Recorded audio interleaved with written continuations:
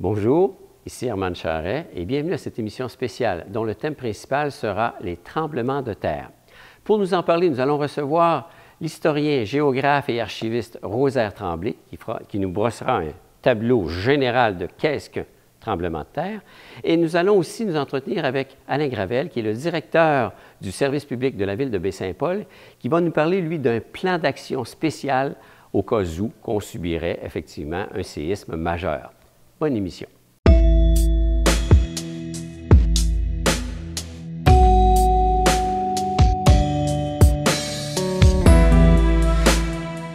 Alors, dans le cadre de cette émission spéciale consacrée exclusivement à tout ce qui s'appelle le phénomène des tremblements de terre, Rosaire Tremblay, bienvenue à cette émission. Bonjour Herman. On t'a fait venir parce que je pense que tu en as long à dire en tant que géographe, historien, archiviste par rapport à tout ce qui est là. Parce que Charlevoix est une zone sensible en rapport avec tout ce qui s'appelle les tremblements de terre. En fait, c'est comme bien d'autres régions du monde, on appelle ça une zone rouge, où il y a plus de chances qu'ailleurs qu'il puisse se produire des tremblements de terre. Pas qu'il s'en produise, mais qu'il puisse se produire des tremblements de terre en raison d'antécédents géologiques qui se sont passés à travers les millénaires et les millions d'années qui nous ont précédés. Alors effectivement, Charlevoix est une zone qui, sur la carte du monde, au niveau sismique, là, figure comme un lieu, disons, susceptible. Eh oui. Parce que, outre le fait que c'est susceptible, on en vit régulièrement des légers tremblements de terre. Bien oui. Dans le Canada, il doit y avoir, bon an, mal an, autour de 300 tremblements de terre, plus ou moins importants, dans le pays par année. Donc, c'est pas un par jour, mais pas loin, okay, dans le Canada. Et au Québec, on doit en avoir certainement une trentaine là, qui sont ressentis, dépendamment des régions, dans la région de la Gatineau, de l'Outaouais, c'est-à-dire, en Estrie, ça peut aller jusque sur le Bas-Saint-Laurent, et bien sûr Charlevoix. On a une trentaine à peu près par année qui sont enregistrés et ressentis par les humains. Pour une fois, on a un pourcentage supérieur à la population démographique par rapport à tout ce qui s'appelle le Canada. Oui. En tous les cas. Ceci dit, Comment s'est apparu les tremblements de terre? Pour comprendre le phénomène d'un tremblement de terre, il faut d'abord se reporter à la formation de la Terre elle-même. C'est ce qu'on va regarder maintenant, Herman, avec le petit diagramme que j'ai apporté ici, qui nous fait voir la planète Terre, évidemment, vue de l'extérieur, mais on l'a coupé, on a un plan en coupe qui nous mène jusqu'au centre de la Terre. Et là, on va voir les différentes composantes, OK? Dans le centre de la Terre, on a ce qu'on appelle un noyau ou un double noyau. En fait, les géologues disent qu'il y en a deux, mais on peut dire un noyau central qui fait quelque chose comme 3500 km de profondeur. OK? 3500 km. 3500 km. Dans la partie la plus au centre, ici, là. Là, c'est de la roche en fusion, de la roche qui est sous forme visqueuse. OK? Alors, mais c'est de la matière minérale qui est composée majoritairement de nickel et de fer, d'où l'expression de NIF pour représenter le centre de la Terre. Alors, cette matière-là étant visqueuse, elle est à une température, on le devine, extrêmement chaude, qui va entre 5000 et 6000 degrés à peu près constamment dans le centre de la Terre. Voilà pour le cœur. En dehors de ça, il y a ce qu'on appelle le manteau ici. Le manteau terrestre qui lui fait un peu moins de 3000 km d'épaisseur, qui reçoit la chaleur rayonnée par le noyau. Le noyau, le NIF qui est là, OK, donc dégage progressivement sa chaleur qui se perd dans le manteau externe ici, là, qui donc à près de 3000 km. On l'appelle le CIMA. CIMA pour silicium et magnésium pour la composante principale de la roche. Et finalement, ce manteau-là, lui, dégage, bon, sa température va entre 4000 et autour de 1000-1500 degrés à sa limite. Et rendu maintenant à la dernière partie extérieure, ce qu'on appelle la croûte terrestre ou la lithosphère, c'est la membrane extérieure où nous sommes, nous autres. Okay? Les océans, la Terre. Les océans, la Terre. Cette membrane extérieure, un peu comme une coquille d'une orange ou une écorce d'orange, à peu près le comparatif, fait quelque chose comme 30 km d'épaisseur. Et la température, donc, varie entre le 1000-1500 degrés à 35 km de profondeur, 30 km, à 0, rendu à la surface de la Terre où nous sommes. C'est ce qui fait que la Terre n'est pas une planète bleue, c'est-à-dire qu'elle n'est pas un masse de glace. Le fait que la chaleur se rayonne d'un segment à l'autre vers l'extérieur, la Terre est une zone habitable au niveau humain, au niveau végétal, au niveau animal. Alors, c'est une planète, donc, animée et vivante par son noyau qui la réchauffe jusqu'à l'extérieur. On a le noyau qui la réchauffe à l'intérieur, On a le soleil qui nous réchauffe de l'extérieur, nous, en tant qu'habitants de cette planète. Le soleil qui nous réchauffe en plus, qui permet de faire croître les plantes, la vie de se développer, donc grâce aux rayons solaires. Alors voilà, c'est ce qui fait que la Terre n'est pas une planète bleue comme d'autres dans le système solaire. OK. Ça, c'est la Terre comme telle. Maintenant, il faut en venir au tremblement de terre. Oui, oui. Cette pression au centre, cette masse centrale qui s'appelle le NIF, c'est très, très chaud. C'est un peu comme une bouillotte ou un presto. On se comprend par une cuisinière à pression, là. Quand la pression à l'intérieur devient trop chaude, il faut que ça sorte quelque part. Alors, il y a des passages, il y a des lignes de cassure dans la Terre. C'est ce qu'on appelle les failles? Des failles. Les failles sont plus à la surface, mais il y a des lignes de passage où il y a des faiblesses dans la Terre. Et là, l'énergie passe par ces failles-là et se dégage à l'extérieur et qui provoque les tremblements de terre le long des lignes de failles qu'on parlera tantôt. Est-ce que le phénomène des volcans est sensiblement rattaché à ça? Lorsqu'il se trouve que ce passage-là est une cheminée, plus ou moins large, qui peut avoir quelques centaines de mètres, là, la lave, quand la pression devient trop forte, elle sort par ce passage-là et l'éruption volcanique se produit. C'est un peu comme si on faisait chauffer un presto avec de l'eau dedans et qu'on enlevait le petit bouchon qui sert de soupape sur le dessus. Si on l'enlève, qu'est-ce qui se passe?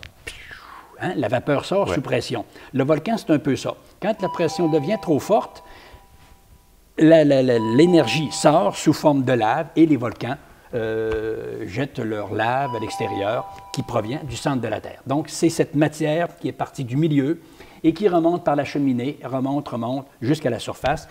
Et si ce n'est pas un volcan, elle remonte dans des lignes de failles, des lignes de cassure, et le long de ces lignes de cassure-là, eh bien, se produisent les tremblements de terre. OK, parce que la Terre, suite à ces cassures-là, c'est comme des plaques, là. C'est des plaques. On va en venir au tableau suivant, si vous voulez, avec ceci. Alors, les lignes plus brunes ou plus rose foncé sur la carte ici nous montrent ce qu'on appelle les plaques tectoniques. À la surface de la Terre, la surface externe de la Terre, on a une dizaine, 10, 12 plaques. Certains parlent de 10, d'autres parlent de 12, c'est variable, mais disons qu'essentiellement, il y en a une douzaine. C'est lesquelles plaques sont donc emboîtées les unes dans les autres. Je vais prendre pour l'illustrer deux volumes. Okay? Une plaque, une autre plaque. Okay.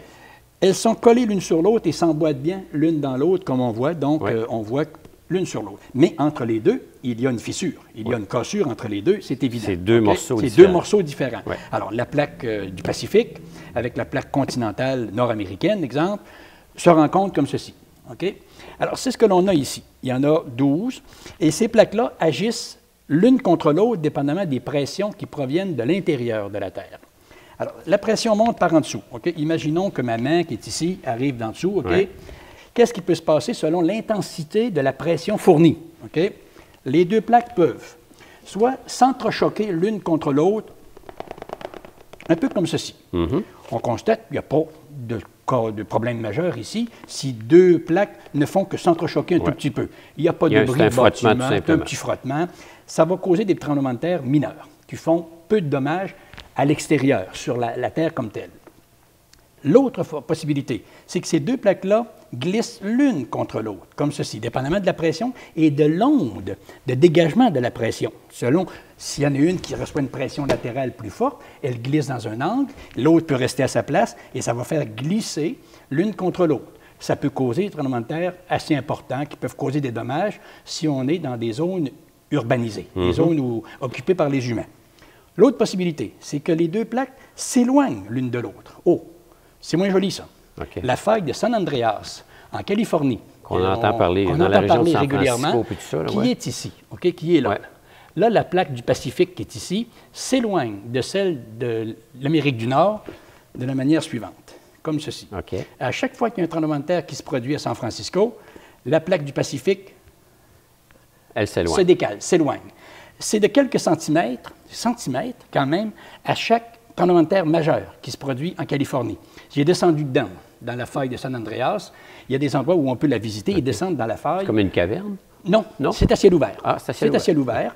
Ça peut avoir, là où on l'a visité, peut-être une trentaine de mètres de profondeur. Et on constate que la paroi de droite, quand on descend dedans, ben, et la paroi de gauche, si on les rapprochait l'une de l'autre, s'emboîteraient parfaitement l'une dans l'autre. Et d'ailleurs, il y a des simulations qui sont faites sur place dans le centre d'interprétation et on fait se coller une paroi l'une sur l'autre, comme deux pièces de casse-tête qui se rejoindraient. Quand on regarde là où les humains vivent sur Terre, qu'on regarde l'Amérique du Nord, l'Amérique du Sud, l'Europe, l'Afrique, qu'on regarde la forme géographique de ces continents-là, on voit quasiment aussi qu'il y avait un rapprochement. Oui? On va y venir, si tu veux. On va terminer avec le quatrième mouvement possible avec nos plaques tectoniques. Ici, l'une peut glisser sous l'autre. On appelle ça une zone de subduction. C'est ce qui se passe pour nous ici dans l'ouest du Canada. Les deux plaques ne s'éloignent pas comme en Californie, mais glissent, la plaque du Pacifique glisse sous celle de l'Amérique du Nord à Vancouver, sur l'île de Vancouver. Alors ça, c'est sérieux. Ça peut être très sérieux, parce que d'une zone de subduction, on comprend qu'il y a une partie du continent qui se relève par la pression de l'autre qui veut se glisser en dessous, comme ceci. Ça pourrait causer un tremblement de terre majeur qui pourrait faire des dommages absolument colossaux à Victoria et à Vancouver sur la côte ouest. Voilà les 4 possibilités qui se passent dans l'interaction des plaques l'une contre l'autre. Ce qui nous amène maintenant au sujet que tu introduisais, à savoir la formation des côtes, du continent. Il y a un Allemand, Wegener, qui a émis l'hypothèse dans les années 1915 ou autour de ça. Selon son hypothèse, les continents qu'on a actuellement sur la planète formaient qu'un seul continent à une époque très lointaine, il y a plusieurs millions d'années. Il appelle ce continent original unique le Pangéa, autour duquel il y a un immense océan qu'il appelle le Panthalassa, pour un immense océan, Thalassa, l'émission, Panthalassa. Alors, c'est un immense océan qui entoure tout le reste. La masse continentale représente à peu près autour de 170 millions de kilomètres carrés de superficie. Et le reste des océans, 375, 380 millions de kilomètres carrés. Tiers en sol, puis des 2 tiers en océan. Puis l'autre, les 2 tiers en océan, en eau. Alors lui, son hypothèse, il dit à cause d'un cataclysme intérieur absolument phénoménal, ces continents-là se sont détachés les uns des autres et se sont mis à dériver. D'où la théorie de la dérive des continents, qui est maintenant assez bien admise. Surtout quand on regarde la configuration de la côte est de l'Atlantique et la côte ouest de l'Europe et de l'Afrique. C'est incroyable. Quand on fait des animations, on peut voir ça sur Internet ou on voit souvent des documentaires qui nous font s'imbriquer les continents l'un dans l'autre et c'est tout à fait génial comme hypothèse. Alors, on accepte maintenant assez facilement positivement cette théorie-là de Wegener. Elle a été longtemps contestée, mais finalement, on l'admet comme étant une hypothèse très sérieuse, comme pour la formation des continents tels qu'on les connaît aujourd'hui. Mais nous, est-ce qu'on est le long de ces lignes de cassure? C'est la sempiternelle question. Et voilà. Alors, Rosaire, est-ce que la région de Charlevoix, proprement dit, ou le Québec, ou comme tel, on est effectivement dans une zone où il y a des failles? Et justement pas. Justement pas. Longtemps, on croyait que parce qu'il y avait des tremblements de terre dans Charlevoix ou dans l'est de l'Amérique, c'était parce qu'il y avait une rencontre de 2 lignes de failles, comme les plaques tectoniques. Mais non. La plaque tectonique qui est ici, regarde comment est-ce qu'elle passe très loin de la côte européenne et la côte africaine. Alors, de notre côté à nous, il n'y a pas, le Canada est ici. Le Canada est ici. Le Québec est là. Il n'y a pas aucune ligne de fracture. Là. Alors, on n'est pas à la rencontre de 2 plaques tectoniques, nous autres ici, dans Charlevoix. Alors, comment on Alors qu'il faut trouver l'explication ailleurs. Voilà la question. Voilà la question. Voilà la question. Elle est posée. Elle est posée. On va y aller. Il y a une hypothèse. Il y a une hypothèse qui a été longtemps contestée. Parce qu'il y avait 2 thèses qui s'opposaient quant à la formation géologique de Charlevoix et du cratère de Charlevoix, puis pourquoi la sismicité. Première hypothèse, c'est un chercheur en géomorphologie glaciaire de Québec, Gilles Richotte, qui prétendait que ça pouvait être des glaciations qui avaient fragilisé la croûte terrestre au niveau de ce qui s'appelle Charlevoix à cause de la masse glaciaire qui passait par-dessus la région il y a 15 000 ans. Et il y a eu 5 glaciations en Amérique du Nord au cours des millénaires. Alors, il s'est dit, la masse glaciaire pouvait être plus lourde dans cette partie est de l'Amérique et forcément écraser, fragiliser la croûte terrestre parce que la masse était plus importante. Ce qui n'est pas bête, ce qui est correct aussi comme hypothèse. Mais d'autres chercheurs, eux, ont émis l'hypothèse que ça pouvait être, comme il n'y a pas de rencontre de plaques tectoniques, ça pouvait être une météorite qui aurait fragilisé un phénomène extérieur, donc qui serait venu d'en haut. D'où la fameuse théorie de l'astroblème. Astre, un astre, blême, blessure, ou d'où le nom d'expression de blessure astrale. Okay? Alors, cette hypothèse a été émise de la façon suivante. Partons-nous en haut du diagramme. Okay? Une surface horizontale, qui est notre Pangéa, okay, qui faisait le continent unique il y a 350 millions d'années. Okay? Ce Pangéa, donc, c'est notre continent original. On voit ici une météorite qui rentre dans la gravité terrestre, qui provient du système solaire, qui se dégage d'une planète et qui entre dans la gravité terrestre.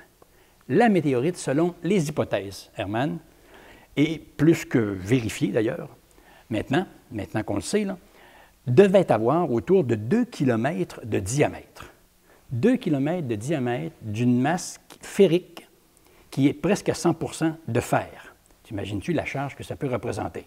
Est-ce qu'on fait une pause pour regarder une météorite? On pourrait effectivement on va voir une météorite vraie. De quoi ça a l'air? Une vraie météorite. Ce n'est pas un Shuttlecold, une roche qui a subi l'effet de la chaleur liée à un impact météoritique, mais bien une vraie météorite. Et la question auquel je m'attends, est-ce ça provient un fragment d'ici? Je suis obligé de dire non. Ah non, OK. Je suis obligé de dire non. Je suis obligé de vous dire ceci et vous amener là. OK. Vous amenez en Arizona, à Meteor Crater National Monument. On voit très bien le cratère qui est là ici, qui est un des rares cratères désertiques au monde. Parce que la plupart des cratères qui existent, ils ont de l'eau dedans. Et ils sont habités. Et majoritairement, les cratères qu'on voit, c'est des cratères de volcans. Ben oui. Non, mais des cratères météoritiques, comme le cratère du Nouveau-Québec, il y a un lac dedans. Le cratère qui constitue la baie d'Hudson, dans le nord, entre le Québec et le Manitoba et l'Ontario, c'est un cratère qui est comblé d'eau. OK? Alors, le cratère de Charlevoix, il y a le fleuve qui passe dedans, il y a les rivières du Gouffre et Malbaie qui coulent dedans. Alors qu'ici, c'est un cratère en zone désertique. Et il n'y a aucune eau. C'est à cause du climat qui se retrouve en Arizona. Le cratère qui est ici fait à peu près 1400 mètres de diamètre. Okay? 200 mètres de profondeur. J'ai descendu dedans. Okay. La météorite qu'on vient de voir à l'écran, elle vient du fond de ça.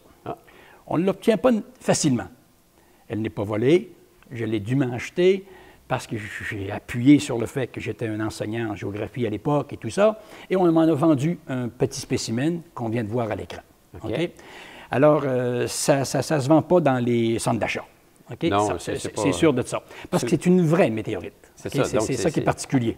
On n'en voit pas beaucoup. C'est du métal pur, c'est de l'acier. Il y a peut-être 2-3 de nickel et le reste, c'est du fer à l'état pur. Alors, est-ce qu'on pourrait dire que la météorite qui est, en principe, acceptée pour la région de Charlevoix, c'est le même... la même teneur. La teneur est exactement la même, que ce soit une météorite qui soit en Afrique, qu'elle soit ici. Elle est la même teneur en termes de fer et de nickel. C'est partout la même chose. Celle de Charlevoix, on en parlera tantôt, est identique à celle-là. OK? Alors, c'est de là que vient le petit fragment et qui explique... la météorite qui a formé ça ici, là, devait avoir, on estime, un diamètre d'à peu près d'un gros autobus, OK? 40 à 50 mètres de diamètre. Mais une belle boule, là, OK, de 40 à 50 mètres qui vient percuter et ça donne le résultat 1200 mètres, 1400 mètres. Il n'est pas régulier, le rond, tu sais. Alors, ça varie entre 1200 et 1400 mètres de diamètre. Pour une météorite qui fait 50 mètres environ de diamètre, estimé. Bon. On revient à notre diagramme. Et là, la nôtre ici, là, on estime qu'elle a 2 kilomètres. Oui, puis à 50 mètres. Non, là, on est rendu dans une ligue majeure. C'est une masse. Là, on est dans une masse.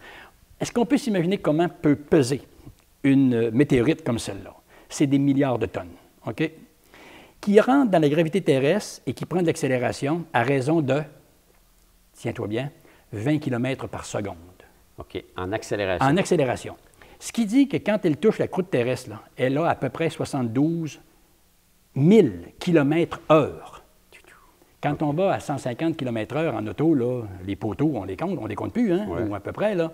Mais imaginons-nous à 72 000 km/h, 2 km de diamètre, la masse est absolument phénoménale, et bang, elle vient frapper la croûte terrestre. C'est comme si une énorme masse, une énorme massue venait frapper la croûte, croûte terrestre.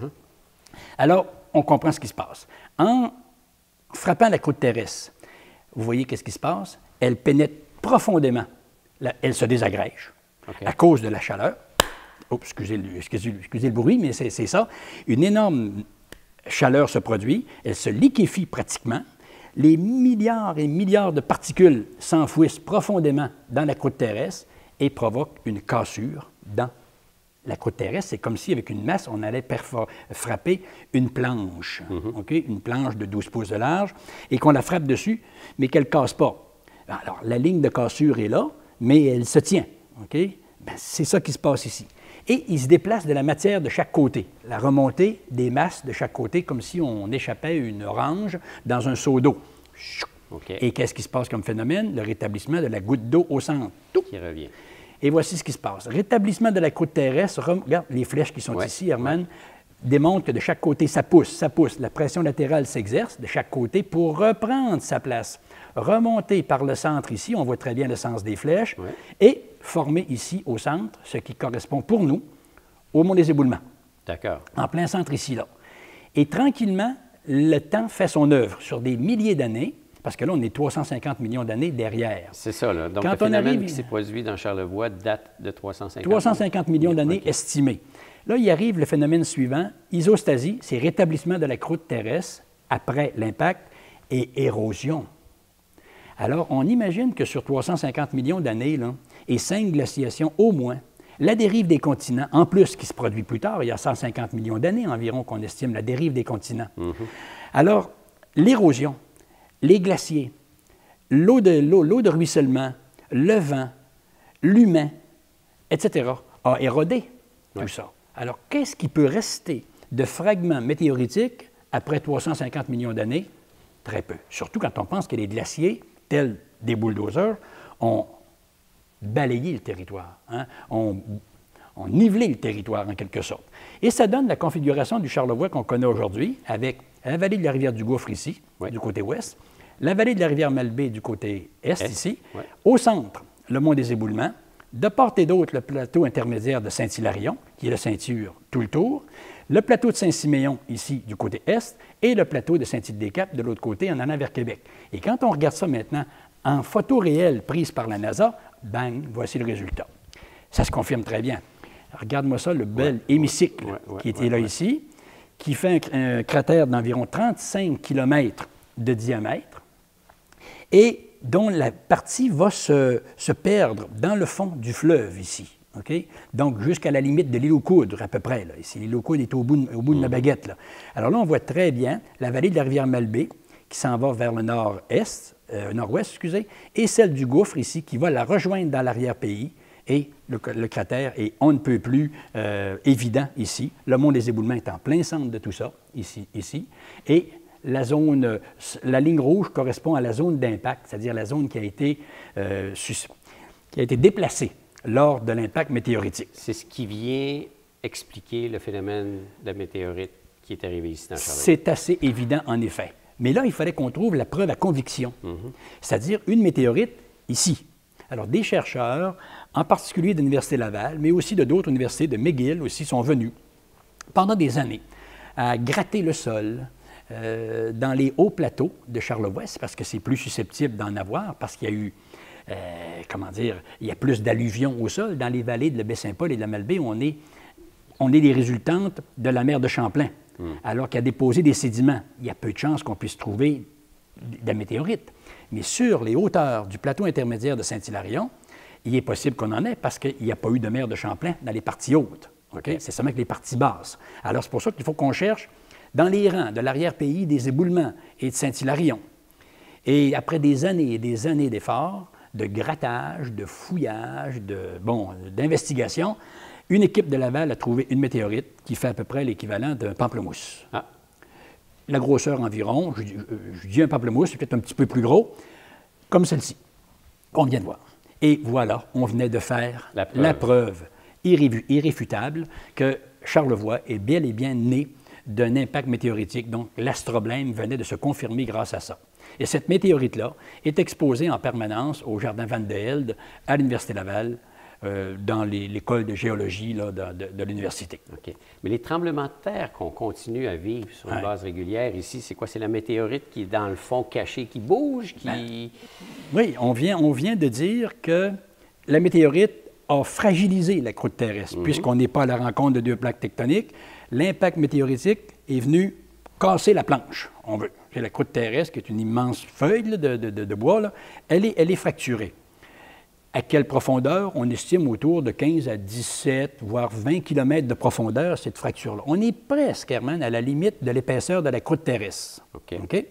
Alors, quand la pression du noyau terrestre se répercute dans le manteau et s'en va jusqu'à la surface, jusqu'à la lithosphère ou à la croûte terrestre, un peu comme le long des lignes de cassure ou des lignes de faille, bien, ça monte aussi là-dedans, dans le manteau, et là, voilà que Charlevoix reçoit l'énergie qui provient du centre de la Terre et des vibrations et des tremblements de terre, donc, se font sentir dans Charlevoix parce qu'une pression de l'intérieur s'amène chez nous. Elle s'amène dans le territoire. Bon, est-ce que c'est dans le fond du fleuve? Est-ce que c'est à Chicoutimi?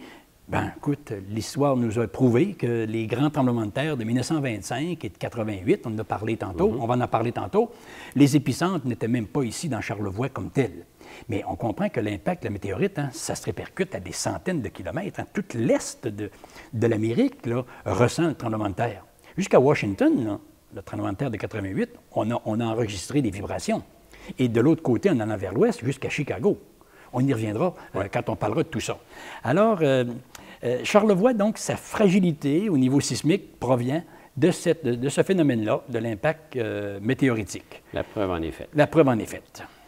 Les deux théories qu'on parlait tantôt, ce sont, dans le fond, on les a jaugées pendant combien de temps avant de... Écoute, je te dirais certainement une bonne trentaine d'années, ouais. Au moins. Une bonne trentaine d'années que je sache là, que Gilles Richotte écrivait des ouvrages sur la géomorphologie glaciaire. Charlevoix était toujours au centre de son propos. Je me rappelle d'un stage étudiant d'automne ici à Baie-Saint-Paul où on se penchait sur le phénomène, et c'était en géomorphologie glaciaire, justement, où on essayait de trouver des preuves qui justifiaient la théorie de Gilles Richotte.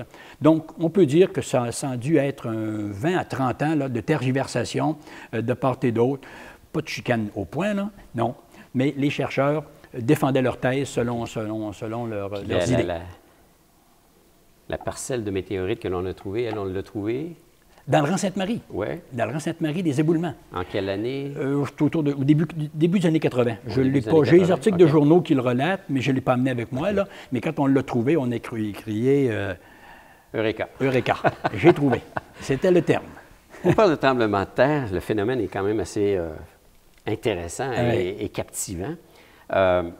Mais est-ce qu'on peut prévenir le fait de dire, on sait qu'on est dans une zone de tremblement de terre, est-ce qu'on peut prévenir l'arrivée ou la venue d'un possible tremblement de terre? On peut prévoir un tremblement de terre, mais pas le prédire. OK. Je m'explique. Prévoir un tremblement de terre, Herman, c'est faire en sorte qu'on puisse dire, par exemple, parce qu'il y a des antécédents passés. Dans Charlevoix, on sait qu'en 1663, il y a eu un grand tremblement de terre. On va en reparler. En 1870, il y en a un autre. À peu près à tous les 60 ans ou environ, là, il y a un tremblement de terre majeur là, qui est enregistré, dont Charlevoix est le centre. OK? Donc, s'il y en a eu en 1663, 1870, 1925, 1988, donc on peut prévoir qu'il puisse en avoir un autre, en toute hypothèse. OK? Qui peut dire le contraire, qu'on peut prévoir qu'il y en a un autre parce qu'il y a du passé derrière nous. Il y a des antécédents. C'est comme si, par exemple, pour faire une comparaison, on a un individu qui a déjà dans son passé judiciaire 5 vols à main armée, 5 braquages de dépanneurs, etc., etc. On peut prévoir que cet individu-là va faire un autre dépanneur à un moment donné. Les chances sont là. Les chances sont là. Mais est-ce qu'on peut prédire quand il va le faire? Non. Voilà. Okay. Dans les tremblements de terre, c'est un peu ça. On peut le prévoir, mais on ne peut pas le prédire. C'est ainsi que quelqu'un qui va dire, là, préparez vos âmes, puis allez à confesse, parce qu'il va y avoir un tremblement de terre dans 3 mois ou dans 3 semaines, on y reviendra peut-être dans notre entretien, impossible. Okay. Il n'y a pas un chercheur présentement parmi les plus grandes sommités du monde, je pense à Haroun Tazieff en particulier, le Syrien naturalisé français, qui est un des plus grands chercheurs au monde. Haroun Tazieff a fait des études comme ça, et lui, il n'a jamais pu prédire, mais prévoir le tremblement de terre, mais jamais prédire un tremblement de terre. On a essayé des trucs, par exemple. Hein? On a essayé des trucs, je sais qu'en Californie, on essaie avec des lasers de mesurer la longueur d'onde entre des parois dans la faille de San Andreas. Un laser est ici, il vise la paroi en face. Est-ce qu'il y a une variation d'un millionième de millimètre? OK? Le laser c'est minime, là, va le percevoir. Oui, il l'enregistre. C'est tout. Okay. On a le système aussi des cordes de guitare qu'on appelle. Dans des zones vulnérables, on plante profondément dans le sol des piquets, des poteaux, okay? Au bout desquels, à l'extérieur, on tend des cordes extrêmement bien tendues, très, très, très rigides. Si le poteau ici vibre une petite ligne, la corde va osciller. Un appareil enregistre le mouvement de la corde, il vient d'avoir une petite secousse sismique, là, la corde a vibré de quelle intensité. Bon, ça, c'est ce qu'on peut faire présentement. Mais ça ne nous dit pas que le tremblement de terre va avoir lieu dans 3 semaines ou dans 60 ans. Jamais. Il n'y a pas de calendrier à l'horloge géologique de la Terre. Donc, je pense que c'est mieux que je puisse dire. Cette technologie n'a pas réussi à essayer d'identifier quand est-ce que pourrait se produire le prochain tremblement de terre. Le tremblement de terre, on comparerait ça là, à une colère qui est endormie. Mais on ne sait pas quand est-ce qu'il va se réveiller, qu'elle va se réveiller, pardon. C'est Haroun Tazieff qui disait dans un reportage « Piro colo qui dort ». Il n'y a rien de pire qu'une colère endormie. T'sais? Mais quand est-ce qu'elle va se réveiller? Alors, le tremblement de terre, là, imagine-toi que ça se passe à l'endroit où on se sent le plus sûr.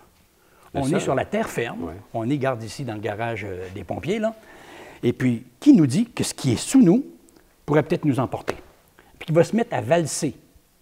Nul ne le croirait. Mais pourtant, c'est là que ça commence à bouger. Et c'est là que l'humain n'a pas de moyen de pouvoir mesurer comment il va réagir lors d'un tremblement de terre. Parce que tu es sur le plancher des vaches, hein, pour prendre une expression bien, bien connue, et c'est là que ça commence à bouger. Il n'y a rien de pire qu'on puisse s'imaginer. Si, pour faire une comparaison, Herman, on est à bord d'un avion, on est au-dessus de l'Atlantique, problème de moteur majeur. Le pilote nous annonce que l'avion va devoir faire un amérissage forcé. La suite, on ne le sait pas. Est-ce qu'on va tous y périr ou est-ce qu'on va tous s'en sortir? Mais on a le temps entre l'avion qui est à 35 000 pieds d'altitude et le niveau zéro de l'océan, où on a le temps de penser des choses, hein? Où on a le temps de faire nos prières, où on a le temps de réfléchir à notre passé, puis ce qui nous attend, tout ça. Ou est à bord d'un navire de croisière, en plein milieu de l'Atlantique, frappe un iceberg. Le bateau va couler dans 3 heures. Les 3 heures qui sont là, on a le temps de penser à toute notre vie qui s'est passée, puis qu'on s'en va. Hein? Il y a lieu, sachant que ça peut exister, qu'il va s'en reproduire d'autres, il y a lieu d'essayer de se protéger. Bon. Et à partir de là, on va aller rencontrer Alain Gravel, qui va nous expliquer, parce que Baie-Saint-Paul, étant donné qu'on est dans une zone sensible, rouge, comme tu disais, donc ils ont établi, eux autres, un plan. Un plan un peu innovateur, hein, qui fait exemple. Alain va nous en parler avec force détail, mais effectivement, c'est parmi les meilleurs plans stratégiques pour une grosseur comme Baie-Saint-Paul qu'on applique maintenant dans les plus grandes villes du Québec à partir de ce que Alain et son équipe ont monté ici à Baie-Saint-Paul. J'ai hâte d'entendre ça. On a innové, quoi. Oui. On vient immédiatement après. On vient après Alain. À tout de suite.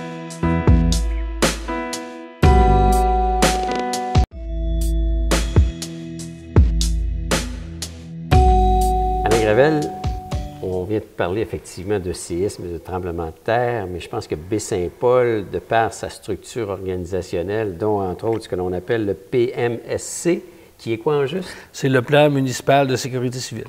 Alors, Baie-Saint-Paul s'est doté d'un vrai plan pour réagir à différents séismes. Oui, effectivement. Ce plan-là date de 2013. Il a été adopté par la ville de Baie-Saint-Paul, le plan municipal de sécurité civile, donc qui est obligatoire dans toutes les municipalités, a été adopté en 2013 avec un plan particulier d'intervention en cas de séisme. Quand on dit séisme, là, c'est gros, là. Ben oui, un séisme, comme je dis aux gens, c'est quelque chose qui arrive rarement, mais avec des conséquences majeures. Imaginez-vous un séisme de grande amplitude. On va perdre le courant sûrement, il va y avoir des poteaux, il va peut-être avoir des affaissements de bâtiments, perte d'eau potable, des égouts, peut-être perte de ponts. Puis quand ça va arriver, on ne sera pas seul, la ville de Baie-Saint-Paul, touchée. Ça va être l'ensemble. Ça fait que, donc, se préparer, c'est important parce que c'est pas vrai que Québec va arriver pour nous aider 5 minutes après. Ça, c'est sûr et certain. Fait que c'est pour ça que la ville se prépare. Elle n'a pas réponse à tout, mais au moins, on a des débuts pour aider notre population le plus rapidement possible. Parce que là, tantôt, on parlait effectivement des tremblements de terre, mais autres événement peut survenir. Bien, effectivement, on a ce qu'on appelle le PPI séisme, qui est un plan particulier d'intervention en séisme, qu'on pourra en parler un petit peu plus, mais au-delà de là, ce qui arrive le plus souvent à Baie-Saint-Paul, puis les gens le savent, c'est les inondations, les glissements de terrain. Les inondations, on a déjà évacué beaucoup de personnes, rue Saint-Joseph, on a Sainte-Placide, on a déjà nos endroits déjà ciblés. On peut avoir aussi la perte d'eau potable. Ça peut arriver, il n'y a plus d'eau potable à Baie-Saint-Paul, même la perte d'eau, donc les toilettes, tout ça, mais perte d'eau potable, qu'est-ce qu'on fait à ce niveau-là? On peut avoir la neige, donc on ferme la fermeture. Perte de courant en plein hiver, ça nous est arrivé il y a quelques années, donc on décolle la machine tranquillement, on dit OK, perte de courant. La ville se mobilise déjà à savoir combien de temps que la perte de courant. Là, à ce moment-là, nos personnes vulnérables, on les connaît, on a une bonne idée de notre population. Donc, on est déjà avec les pompiers à passer. Ça fait il y a beaucoup d'aléas.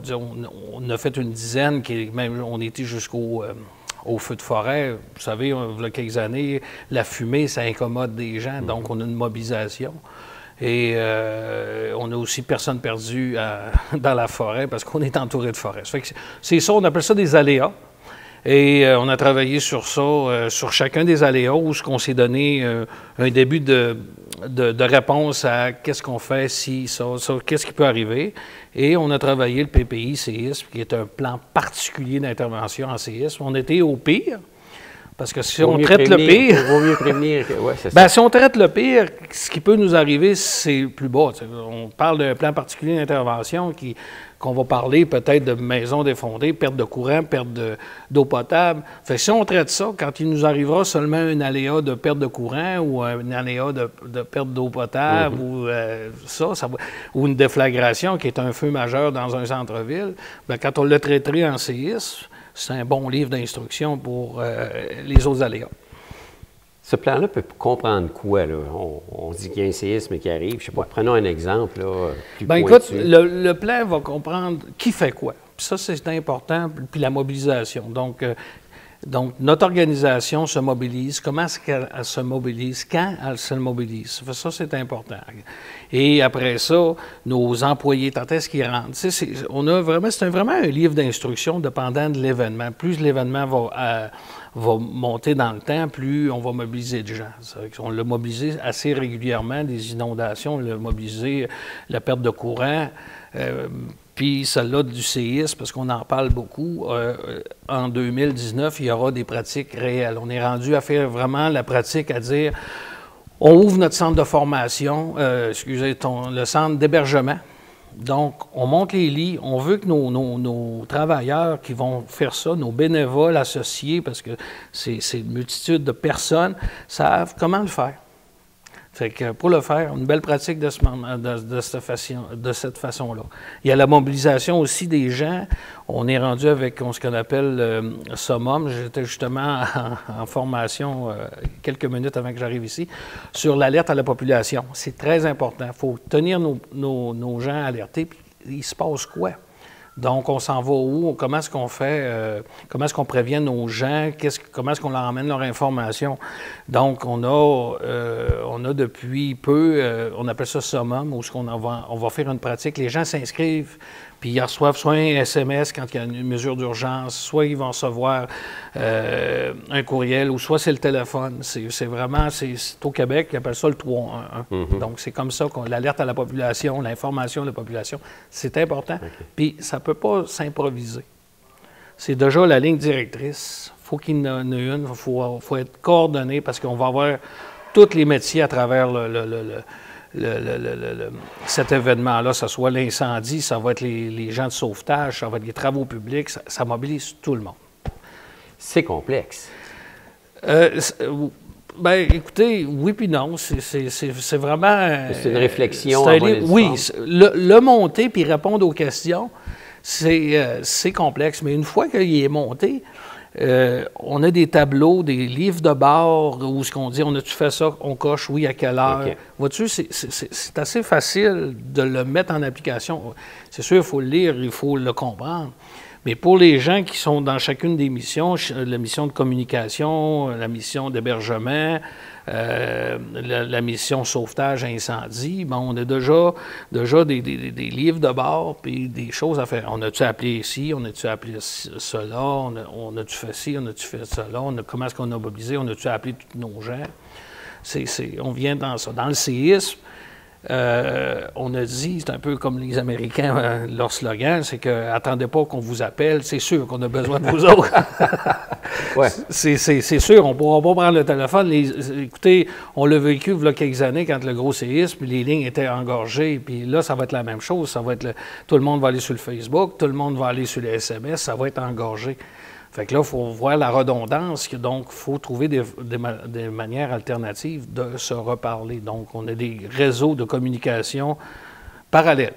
C'est pour ça qu'on demande bien souvent que le réseau Baie-Saint-Paul, on est en IP, bien sûr, mais on a un réseau de belles filaires en parallèle, qu'on est prêt, que si l'Internet lâche, on en retombe dans le filaire. C'est important. Oui, tout est là, prévenir. Dans le fond, c'est la prévention. Il faut pas avoir juste une solution, il faut en avoir plusieurs, parce que bien souvent, oui, effectivement.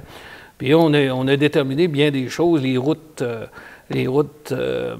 d'urgence. Donc, s'il arrive quelque chose, travaux publics, ils ont un plan, quelle route qu'on ouvre en premier, quelle route qu'on s'assure qu'il n'y a pas de poteau électrique, de tomber. Fait qu'il y a déjà des routes d'urgence. Un, pour relier le centre de coordination avec l'incendie, les ambulanciers, police, voyez-vous. Ça, c'est les premières routes qu'on doit ouvrir avec l'hôpital. C'est normal. Après ça, on continue. Fait que, voyez-vous, on pense à tout. Okay. Ou on essaie de penser le plus possible. Parce qu'effectivement, arrive un séisme, là, il faut réunir la population. Il faut l'informer. Puis ça, voyez-vous, ça fait partie du 72 heures qu'on parle depuis des années. Mes pompiers n'en font beaucoup. Quand ils font des visites de prévention, on en parle régulièrement, tout le monde en parle du 72 heures. Bien, le 72 heures est important. Puis, de plus en plus, avec mes pompiers, ils sont presque tous prêts à 72 heures parce que on dit que pendant 72 heures, on doit être autonome. Fait que si on a des sauvetages, on a des incendies, moi, il faut que je rapatrie notre gang, tous nos employés, autant les pompiers, autant que les autres. Bien, si votre famille n'est pas préparée à la maison, je n'aurais pas ces gens-là venir nous aider. Puis une population, il faut qu'ils soient prêts à dire, bon, ben, pendant 72 heures, il faut que je sois autonome.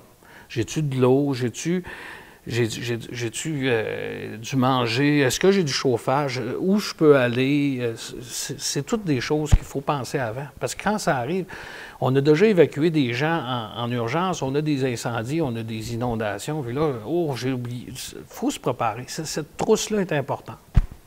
Oui. Puis ça, je pense qu'on ne le fait pas assez. Ben non. Ben écoute, on en parle, mais dans l'action... C'est ça, c'est là que la Ville vient reprendre, mais on ne peut pas héberger 7500 personnes à Baie-Saint-Paul. Puis l'autre, on est dans un milieu rural, puis les gens ont des poêles à bois, les gens sont autonomes, ils ont des génératrices, on est bien préparés. C'est juste, bien souvent, c'est les gens en appartement ou des choses comme ça. Déjà de prévoir où est-ce que je vais. Ou les personnes âgées, les oui, personnes effectivement. vulnérables. Effectivement, ces personnes-là. Puis dans l'optique de mes pompiers, moi, que j'ai préparé, puis les autres de la ville aussi qu'on prépare, votre famille est importante. Fait que si votre famille n'est pas en sécurité pour venir nous aider, c'est sûr que je ne vous aurai pas à tête de cette. Ouais. Ça, c'est important. Puis quand vous allez arriver ici, c'est sûr qu'on est ici pour combien de temps? 8 heures, 12 heures, 16 heures, 24 heures, 2 semaines. Non, peut-être pas 2 semaines, j'espère, je ne le souhaite pas. Bien, la crise du verglas, elle avait duré oui, quand même assez effectivement, longtemps dans la région de Montréal. Puis pour ça que ça fait réfléchir des gens. Moi-même, chez moi, quand on a manqué de courant, j'ai hébergé du monde chez moi parce que je t'ai installé génératrice, chauffage. Fait que, tu sais, des fois, c'est peu coûteux. Ou quand les gens... Comme j'ai fait, j'ai demandé à des gens de venir chez nous. Venez chez nous. Moi, de toute façon, je ne retourne plus chez nous. Moi, je suis demandé ailleurs. J'ai de la place. Oui, effectivement. Baie-Saint-Paul est privilégié parce qu'on est une des premières villes, je pense, à avoir réfléchi à monter ce plan-là.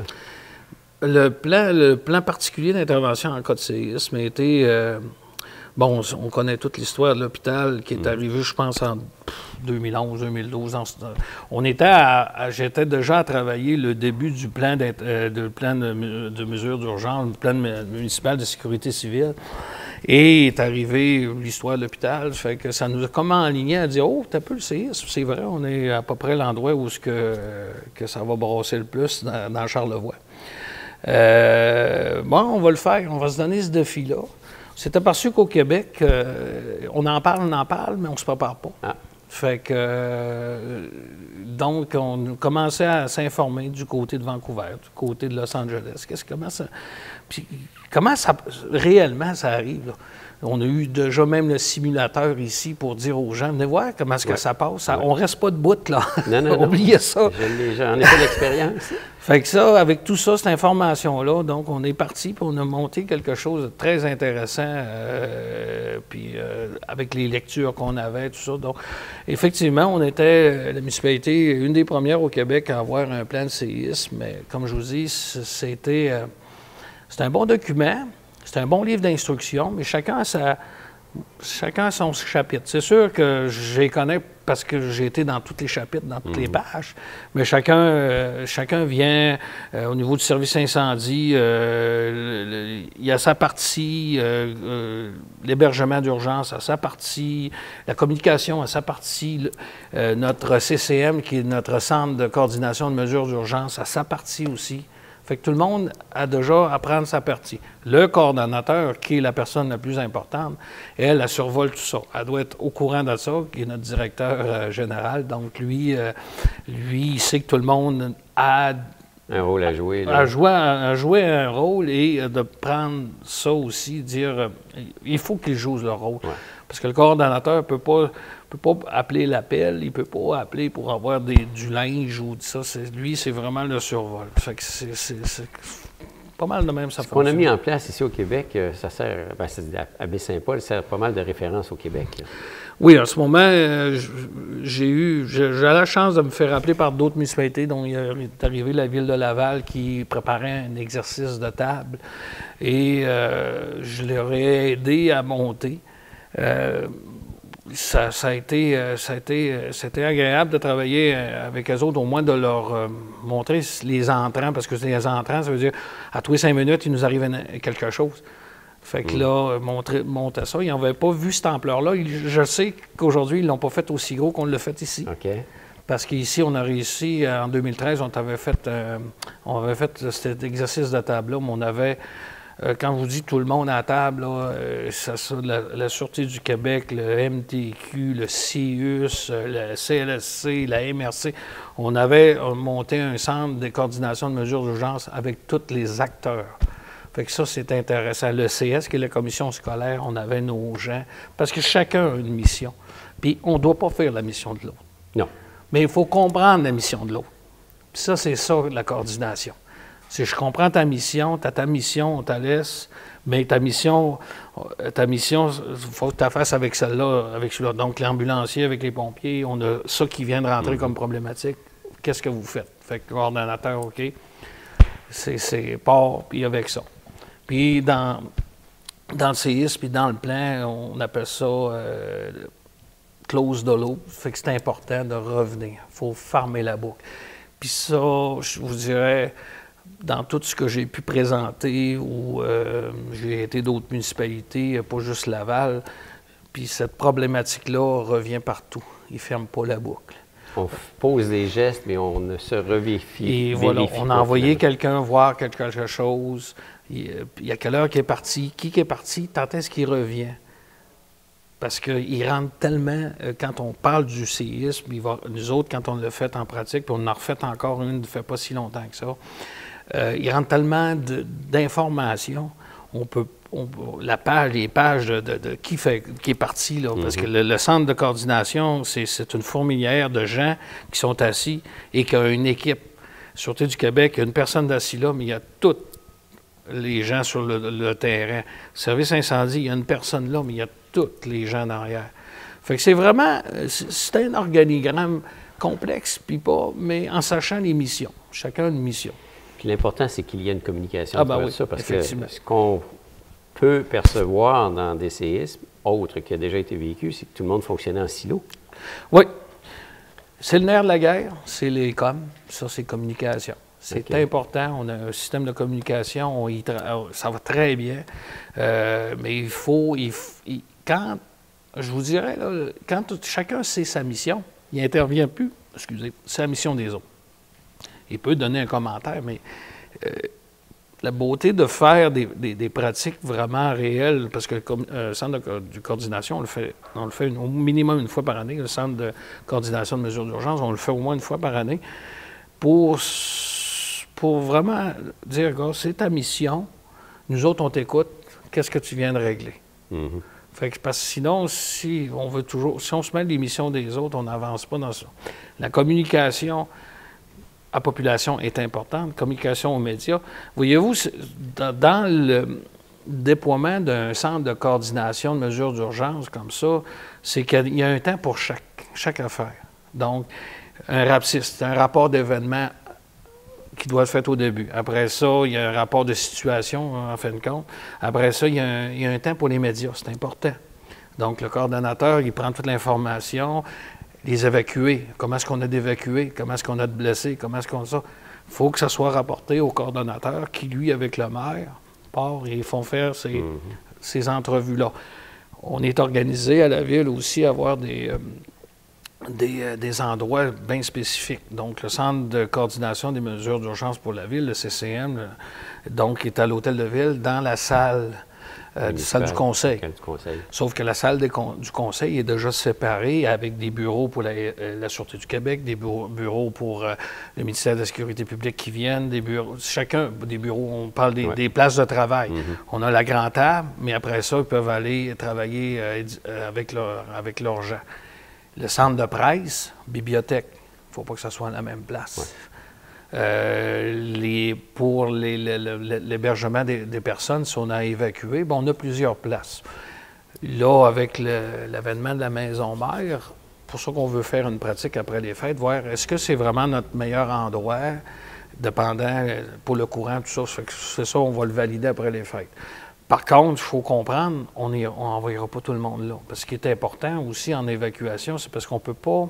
Puis ça, c'est eu des erreurs, pas des erreurs, c'est à force de lire et de voir l'expérience des autres. On ne peut pas mêler la population. On ne peut pas... mettons, je vais vous donner une famille avec des enfants puis les mettre avec des gens seuls. Les gens seuls, il faut qu'ils soient hébergés. C'est pas la... Pas mélanger tout le monde. Oui, bien, c'est ça. On a des gens avec légère déficience, donc c'est la même chose. On peut pas... C'est pas une question qu'on veut catégoriser, c'est parce que si on est là pour 2-3 jours pour dormir ensemble, bien, il y en a qui ont des enfants, des bébés, tout ça, bien, je pense qu'avec des personnes seules, ça peut faire des conflits. Puis ça s'est fait des conflits ailleurs, effectivement. Ce qu'on vit ici... Puis maintenant que tout le Québec vit, là, la grande secousse qu'on pratique, est-ce que ça découle de tout ça, ces plans-là? La grande secousse, c'est comme arrivé après. Après, OK. Ah. La grande secousse, au niveau de Los Angeles, tout ça, il le faisait depuis des années. Et ça découle avec l'hôpital, avec ce qu'on dit, tout ça, la grande secousse, puis que c'est Clermont, je pense, qui avait initié dans Charlevoix. Le début, c'était avec eux autres. Mais on était déjà décollé en 2012 à faire nos plans particuliers, 2011, 2012, peu importe. Puis ça a comme, quand c'est arrivé à Grande Secousse, c'était facile de dire, oui, nous autres aussi, on va participer. Ça va de soi, là? Ben oui, effectivement. On participe à la Grande Secousse. On a des exercices, soit de table ou, quand on dit de table, on s'assoit, soit qu'on fait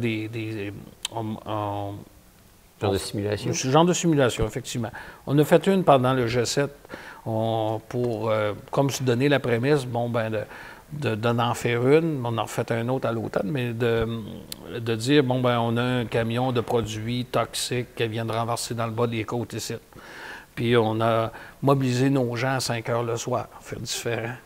Parce qu'il faut comprendre que les gens à 5 heures, ils sont ailleurs, puis ils ne savaient pas. Fait que là, ils ont tous des substituts aussi. Fait que si tu n'es pas là, tu es à Québec, il faut être prévu ta relève. Ouais. Fait que tu peux, entre guillemets, lui donner les cues, les gérer au téléphone, mais sauf que tu n'es pas sur place. Là. Ça fait que c'est un petit peu de surprise que notre directeur avait, notre coordonnateur. C'est quelque chose. Je pense que tu viens de nous sécuriser, mon cher Alain, par rapport au fait qu'il y a un plan à Baie-Saint-Paul. Bien, j'en reviens à dire, il faut se préparer. Ça là, on le souhaite jamais, mais il va arriver un majeur, puis je disais aux gens, même à mes pompiers ici, on va aller au sauvetage, à l'évacuation.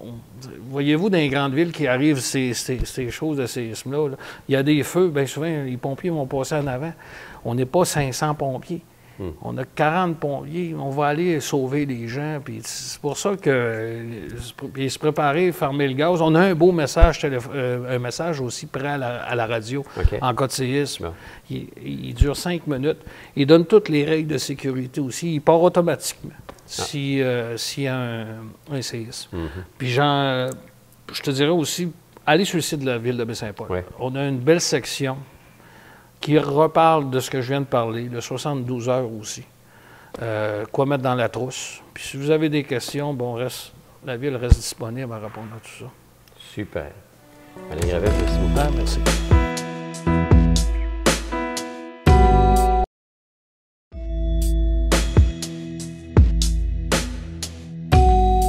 On a pu voir qu'à Baie-Saint-Paul, on est privilégié. Bien, écoute, je pense qu'Alain vient de nous faire l'exemple qu'à Baie-Saint-Paul, on n'est pas à l'abri. Ouais. Ça ne nous met pas à l'abri. Ça nous permet pas de prédire. Mais vois-tu, il prévoit. On peut réagir. Il prévoit qu'il peut y en avoir un et son plan est en relation avec ça. Donc, maison mère, avec tout ce qu'il nous a appris, mon Dieu, on peut dire que, regarde, chez nous, à Baie-Saint-Paul, on fait office d'exemple un peu. Là. On est privilégié. Merci, Alain. On se sent plus en sécurité. Bon, on sait qu'on a un plan d'urgence en cas de séisme, mais aussi de d'autres phénomènes. Aussi, effectivement. Les inondations, par exemple. Et voilà. Puis on est dans une zone qui peut en avoir ici aussi. Absolument. On parlait tantôt des appareils pour essayer de prévenir ou prévoir l'arrivée d'un tremblement de terre, mais il y a des appareils qui nous permettent de mesurer pour bien comprendre l'intensité de ces tremblements-là. C'est ça. Aller jusqu'en 1935, il se vivait des tremblements de terre à l'échelle planétaire qui ont fait des dommages et des milliers, des centaines de milliers de morts. Mais on ne pouvait pas mesurer la magnitude ou l'intensité de ces tremblements de terre-là. Il fallait qu'un chercheur mette au point un appareil. C'est Charles Richter, un Allemand qui, en 1935, met au point un appareil qu'on appelle un sismographe ou séismographe. Les deux termes sont acceptés. Et cet appareil permet de mesurer, il s'est donné une échelle, entre une petite vibration tout à fait banale et l'apocalypse, si on veut, mesurer jusqu'où ça peut aller. Alors, il a gradué ça à 9 degrés sur son échelle. 0, il ne se passe rien, on le sait. 1, 2, les humains ne le ressentent vraisemblablement pas. 3, on peut le ressentir si on est sur un milieu physique très solide, très dur. On en reparlera tantôt. 4, 5, 6 et en montant, écoute, on commence à être des ligues majeures. Okay? Et quand on parle de 9, il n'y a plus rien qui tient. Il n'y a pas un édifice qui reste debout, il il n'y a pas un pont qui résiste, il n'y a pas une ligne de chemin de fer qui reste en place. Okay? Alors lui, donc depuis 1935, on est capable de mesurer la magnitude, donc l'intensité dégagée par l'onde de vibration à la surface de la Terre. Et quand on regarde les graduations là-dedans, 1, 2, 3, 4, ça a l'air minime parce qu'on fait juste augmenter, mais chacun de ces niveaux-là représente une différence énorme. La croissance est logarithmique. Ça veut dire qu'un tremblement de terre de 4 va être 10 fois plus fort qu'un tremblement de terre de 3. Et un tremblement de terre de 5 va être 100 fois plus fort qu'un tremblement de terre de 3. Et ainsi de suite. 7, 8, on est rendu dans les 10 000 fois plus fort. Donc, si on fait juste un petit comparatif, là, 6, ce qu'on a enregistré en 1988 ici, si on le reportait à 7 par rapport à ce qu'on a vécu, les gens qui ont plus de 40 ans aujourd'hui, là, imaginez-vous que c'est 10 fois plus fort que ce qu'on a vécu. Ça brasse. Oui. Rien qu'à 7, là.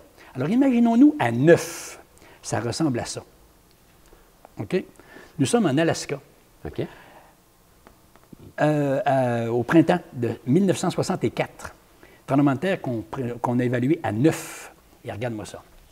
Tout est parti. Est-ce qu'il y a plusieurs phénomènes de tremblement de terre évalués à 9? On en a connu plusieurs? Il y en a beaucoup. Oui. Il y en a plusieurs. Et ici, là, on avait quand même enregistré 130 morts en 64. 130 morts. C'est arrivé en pleine zone urbaine. Un phénomène, ici, on est dans une zone où les sols sont très liquides. Qu'est-ce qui se passe dans une zone comme ça? C'est que le tremblement de terre, ça ne glisse pas, mais ça descend à la verticale. Vois-tu le sol qui est ici? Il est descendu comme ça. Okay. Ça s'affaisse. Ça s'affaisse. Les poteaux de téléphone qui sont à la surface ici font ceci. Ah. On les perd. Ils descendent à la verticale. Okay? Alors, on est sur des sols alluviaux extrêmement liquides, extrêmement vulnérables, très mous. Et le résultat, donc, à peu près à 9, ça donne ceci. Ce qu'ils ont fait à Anchorage, quand j'ai visité le coin, il y a quelques années, ils ont fait un centre d'interprétation des tremblements de terre et ils nous font vivre dans une salle de cinéma un tremblement de terre de 9 comme si on était dans une salle de cinéma. Laisse-moi dire que ça secoue. Hein? Effectivement. Ça secoue. Et les autres, on voulait s'en donner un dans Charlevoix. Il y avait un projet là-dessus. Il est venu comme un véhicule aussi qui simulait un tremblement de terre. On était dedans. Il était question, il y a plusieurs années, qu'on recrée comme la chapelle de la Maison-Mère sous forme de centre de simulation de tremblement de terre, mais ce projet-là n'a jamais vu le jour. Mais on en parle depuis 30 ans ou à peu près là, dans Charlevoix. Alors voilà un tremblement de terre de magnitude de 9, ce que ça donne. Mais pour les mesurer, il y a une autre échelle, Herman. L'échelle s'appelle Mercalli, un Italien, Giuseppe Mercalli, qui a mis au point une échelle qui, elle, est graduée de 0 à 12, qui calcule non pas l'intensité du tremblement de terre, mais c'est-à-dire qui nous donne une échelle des effets liés au tremblement de terre. Donc, Mercalli, il dit, à 2, il n'y a rien qui se passe. À 3, la vaisselle va sonner un peu dans l'armoire. À 8, des murs, des cheminées qui tombent. Jusqu'à 12, gradué de 0 à 12, où là, les ponts s'écroulent, les clochers d'église s'écroulent, les barrages peuvent lâcher, peuvent manquer, céder, c'est-à-dire sous le poids de la pression, par exemple. Alors, Mercalli analyse ou calcule l'effet visible externe.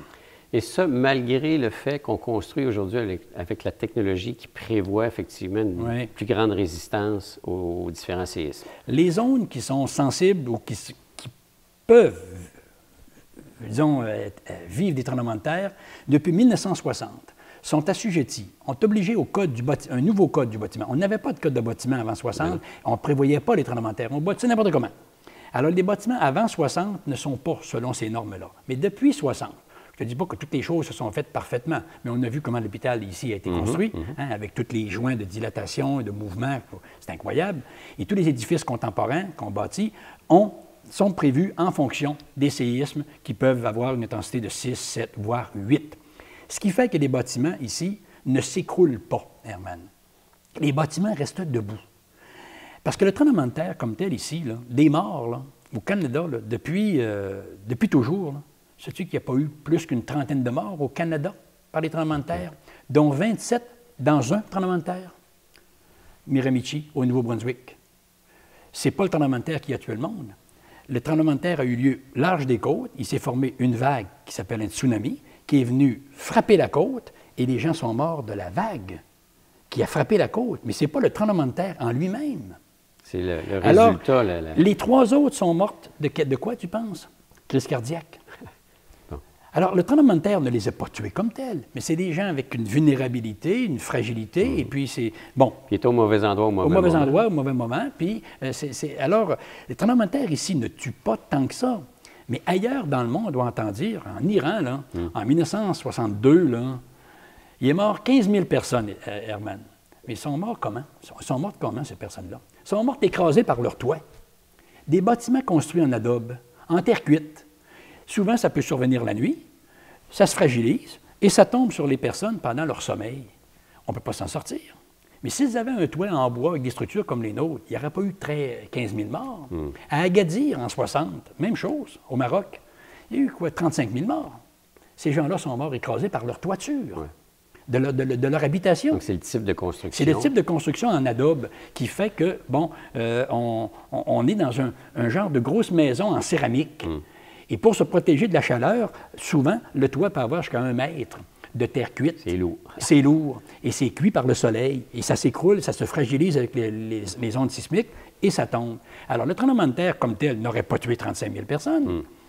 Alors, voilà. Alors, nous autres, nos bâtiments, dans nos régions, sont construits selon le code du bâtiment et on n'a pas à craindre que nos bâtiments s'écroulent tant que ça. C'est sûr que si on parle de tremblement de terre de 8,5, 8, là, ça brasse. OK? Ça brasse. Quand on parle, en fait, le dernier gros tremblement de terre qui a eu lieu en 1988, donc 30 ans. Il y a quelques temps. Jours, lui, il était au niveau 6 à l'échelle Richter? 6. Alors, on a vécu quoi ici, là? Par rapport au fait que les gens de Charlevoix et de la région de Québec, plusieurs ont été traumatisés. Là. Oui, écoute, pour plusieurs, en 88, c'était leur premier tremblement de terre. En 88, il y a encore une bonne partie de la population, je ne sais pas quel pourcentage, qui avait encore comme bagage dans leur collimateur, tu sais, en passé, là, celui de 1925. Alors, les personnes plus âgées, en 88, se rappelaient 25. Ils connaissaient c'est quoi un tremblement de terre. Mais le reste de la population n'avait jamais vécu un tremblement de terre majeur. Alors, en 88, le 25 novembre, on a eu quand même un petit signe précurseur. Il y a eu une secousse préliminaire qui a eu lieu. Bon, d'abord, on est un vendredi 25 novembre, vers 7h moins quart le soir, le tremblement de terre survient. On y reviendra. Mais 2 jours auparavant, dans la nuit du mercredi au jeudi, un petit tremblement de terre qui est survenu dans la nuit, qui faisait quand même 4,5. C'est pas rien non plus, mais ça secouait. On l'a senti. En tout cas, moi, dans ma maison où j'étais à l'époque, ça m'a réveillé avec un méchant sursaut, et puis tu ne redors plus. OK? Mais c'était 4,5. Donc, on a une petite secousse préliminaire qui laissait prévoir, quand on a une secousse préliminaire comme ça, pas trop forte, on peut présumer que dans les jours, les semaines qui vont suivre, on peut s'attendre à une secousse plus forte. Puis effectivement, 2 jours plus tard, le vendredi soir, 7h moins quart, il fait noir, on est au mois de novembre, la Terre se met à vibrer et on vit le tremblement de terre de 6 à l'échelle de Richter. Alors, inutile de dire que ça s'est embrassé quand même pas mal. Moi, j'étais à cette époque-là chez la coiffeuse, chez les barbiers, c'était une jeune femme qui me coupait les cheveux devant la brasserie, microbrasserie sur la rue Saint-Jean-Baptiste. Et puis le sol, le plancher s'est mis à onduler. La jeune fille qui me coupait les cheveux a pris panique.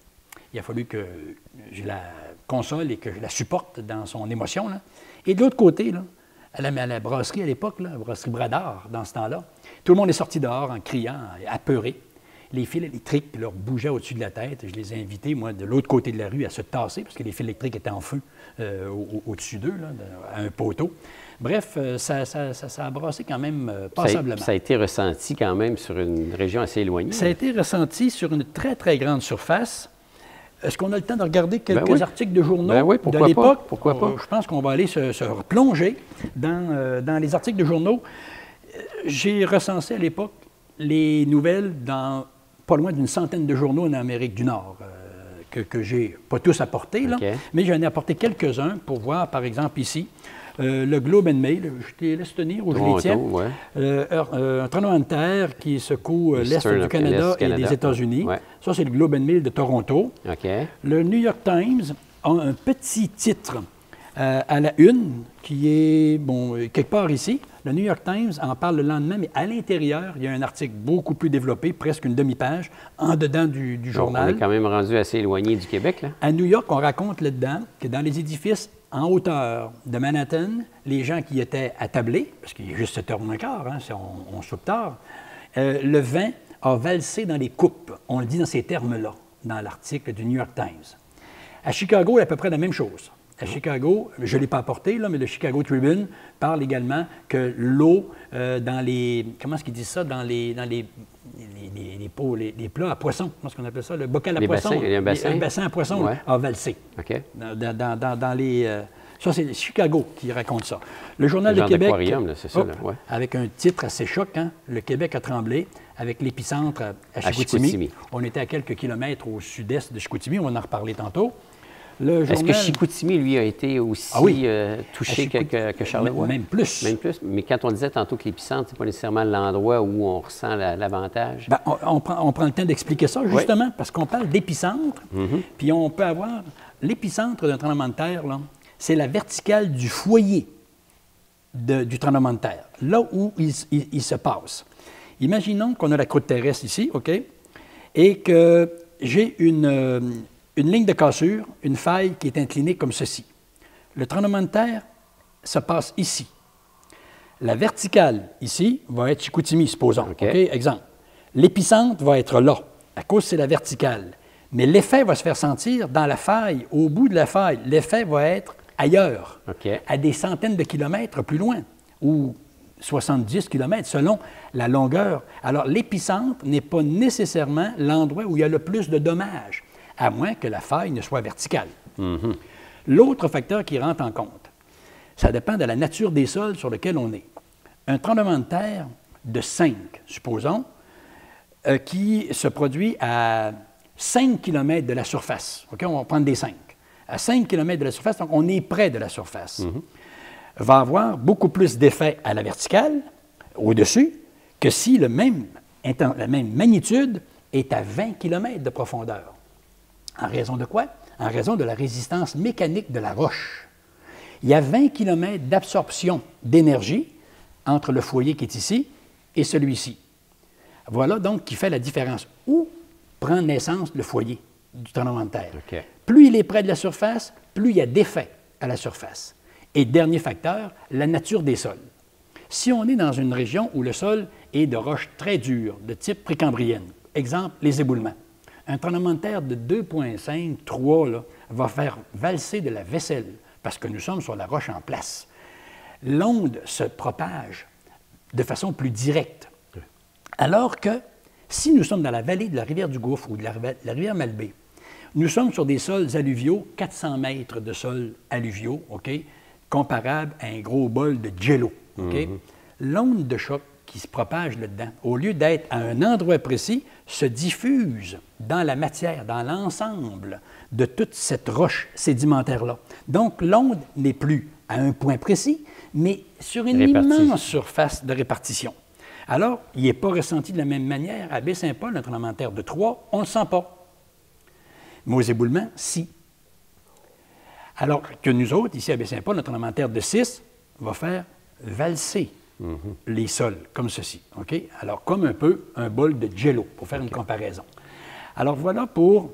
Donc, en 88, comme tel, la région ici, suite à l'épicentre, et notre région... Il y a de la pierre entre les deux. Il y a une zone... Mais un tremblement de terre de 6, l'épicentre était au mont Apica, donc une quinzaine de kilomètres au sud-ouest de Chicoutimi. Et puis, l'effet s'est fait sentir jusqu'à Washington, en Nouvelle-Angleterre, jusqu'à la pointe de la Gaspésie. On a ressenti également des ondes, mais qui vont tout le temps en diminuant. Plus on s'éloigne du foyer original, plus l'onde se disperse, mais on l'aperçoit, on l'enregistre. Alors donc, les gens de Charlevoix ont vécu en 88, comme on l'a mentionné, avec tous ces titres-là. Comme effet aussi, on peut voir hein, la photo qui a fait le tour du monde, le Québec a tremblé, le Journal de Québec, les fameuses tablettes d'épicerie, évidemment, qui se vident de leur contenu. On va faire voir à Normand un peu à quoi ça ressemble. Ça, c'est une photo qui a été diffusée à l'échelle planétaire. Elle a servi à beaucoup de journaux. Celle-là ici, le plus fort séisme depuis 1925 au Québec, avec l'épicentre à Chicoutimi. Ça, c'est la une du Soleil le 26 novembre dernier. La presse nous dit le lendemain aussi un séisme. Il y avait encore une presse papier dans ce temps-là. Un séisme secoue tout le nord-est du continent. Bon. Et comment les gens ont réagi ici? Là? Beaucoup de peur. Beaucoup de peur que ne se vive un autre tremblement de terre, parce qu'on est resté tellement craintifs. Donc, ils ont quitté maison, ils sont allés peut-être ailleurs? Là où l'effet a été le plus évident, c'est auprès des personnes vulnérables. Des personnes vulnérables dans le sens qui sont, par exemple, des personnes plus âgées et seules dans leur maison, dans leur appartement. Ces gens-là n'ont pas de secours direct autour d'eux. Ces gens-là sont restés un peu plus nerveux. Ces personnes sont restées plus anxieuses là, suite au tremblement de terre. Chez les plus jeunes, bon, moi je me rappelle, j'étais dans l'école dans ce temps-là, on rigolait un peu de tout ça, puis on en parlait, c'était pas plus grave que ça. Mais il y a eu quelques petites interventions qui ont dû être faites dans les mouvements communautaires, ici dans les groupes communautaires, pour rassurer les gens. Et surtout, les mettre, les sécuriser pour dire, ben écoutez, c'est pas dit qu'il y en aura un demain, on ne sait pas quand est-ce, mais il peut y en avoir encore. Alors, il y a dû y avoir des interventions être faites là, pour sécuriser les gens. Est-ce qu'il y a eu effectivement ce qu'on appelle des répliques après la journée du 25 novembre? Dans les quelques jours qui ont suivi, une dizaine de toutes petites répliques qui vont de 1 à 3, même pas 2, enregistrées dans la suite du tremblement de terre du 25 novembre. Une dizaine. Mais 4 plus importantes parmi cette dizaine-là, à peu près. Il y a même des gens qui ont essayé de capitaliser là-dessus. Oui. Il y a même des gens... Parce que là, il y a une crainte qui s'est installée, il y a une réaction, il y en a qui feraient n'importe quoi pour être populaire. Tous les moyens sont bons pour se rendre populaire, hein? Ouais.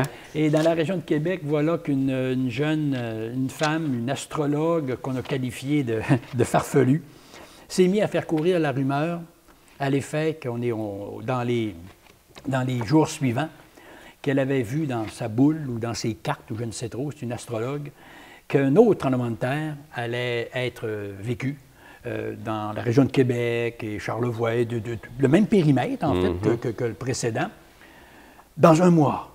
Oh! 25 novembre, donc on parle du 25 décembre. On se rapproche, elle prévoit, ça va être le 22 ou le 23, dans ces plages-là, sans préciser la date précise, pardon. Elle laisse entendre, d'après ses prévisions, 22 ou 23, préparez-vous pour cela, un tremblement de terre. Là, la peur s'est emparée des gens. Hein. L'Hôtel de Ville de Baie-Saint-Paul, ici, a été bombardé d'appels à savoir qu'est-ce qu'on doit faire, c'est-tu vrai, c'est quoi cette affaire-là? À la Malbaie, les parents ont gardé leur enfant à la maison, alors que c'était les derniers jours du calendrier scolaire de l'année 88 là, qui se vivait avant de partir pour le congé de Noël. Là. Bien, les 22, 23 décembre, là, on a gardé les enfants à la maison, hein, de peur qu'il leur arrive quelque chose à l'extérieur.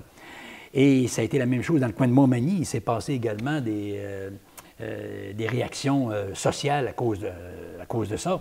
Alors, effectivement, le 22-23 novembre, tout le monde était un peu sur le qui-vive. Il y a des articles de journaux qui le rappellent, hein, fausses rumeurs, scepticisme ou angoisse. Alors, ça, c'est le 22 décembre. Donc, c'est à peu près la date où elle prévoyait qu'il y aurait quelque chose. On dit dans l'article, aujourd'hui, il doit se produire le tremblement de terre. C'est la fin du monde. Et puis, Jean-Yves Chagnon, un des grands sismologues au Québec, hein, ridicule la prédiction d'un séisme au Québec demain.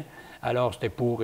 La date est du 22, alors prévu comme pour le 23, dans ces plages-là. C'est particulier, là. Alors, c'est assez particulier. Mais cette femme-là, évidemment, a trouvé moyen de faire les médias. De se faire connaître. Et de se faire connaître. Ça aurait pu lancer connaître. sa carrière, ça doit peut-être terminer aussi.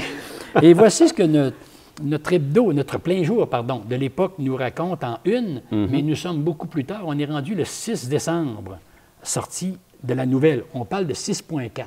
Okay. Pourtant, au lendemain, La Commission géologique du Canada parle bien d'un tremblement de terre de 6. Je ne sais pas où ce 4-là est apparu, mais j'ai le rapport de la Commission géologique du Canada du lendemain et on parle d'un tremblement de terre enregistré sur le sismographe de 6. Bon, on est au palais de justice de la Malbaie, ici. On voit le mur à l'arrière qui est lézardé, ici, là. Reconnaissez-vous le personnage qui est là ici? Les gens de Baie-Saint-Paul vont reconnaître Yvan Gariepi, qui est là, dans son bureau du palais de justice. Voilà, pour 1988, il y a beaucoup de choses qu'on pourrait raconter, évidemment, mais ça a marqué.